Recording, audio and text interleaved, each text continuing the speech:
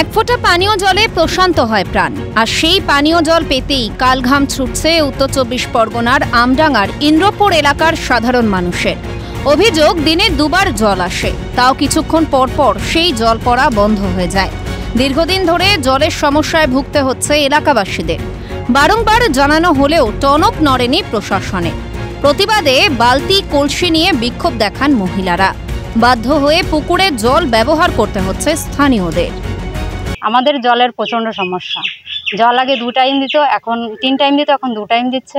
তাও জলটা স্পিডে আসছে না, কখনো 2 মিনিট 5 মিনিট পরপর বন্ধ হয়ে যাচ্ছে। এই জলের জন্য মানুষের প্রচণ্ড সমস্যা হচ্ছে। বিরোধী দল করার জন্য জল পরিষেবা থেকে বঞ্চিত বলে অভিযোগ স্থানীয়দের। এর আগেও পানীয় জলের সমাধানের জন্য বিক্ষোভ দেখান তারা, কিন্তু কোনো লাভ হয়নি। জলের সমস্যা না মিটলে পুনরায় বিক্ষোভ করার হুঁশিয়ারি। এখানে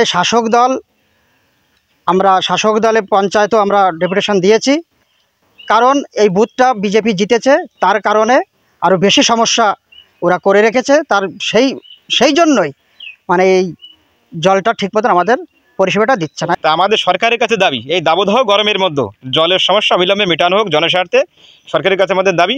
আর যদি না মেটানো হয় অবিলম্বে, আমাদের এই জনগণের এই পরিষেবা যদি আমরা ব্যাহত হই, জলের পরিষেবা না পাই, তাহলে আমাদের এই বিক্ষোভ অব্যাহত থাকবে জনস্বার্থে। ডিএম সাহেবকে জানিয়েছি, এসডিও সাহেবকে জানিয়েছি, জেলা পরিষদের জনস্বাস্থ্য পরিবেশ সমিতি ওনাকে জানিয়েছি, এক্সিকিউটিভ ইঞ্জিনিয়ার ব্যারাকপুর যে পিএইচি জলের সাব ডিভিশন আছে ওখানে জানিয়েছি, কিন্তু কোনো সুরাহা এখনো হয়নি।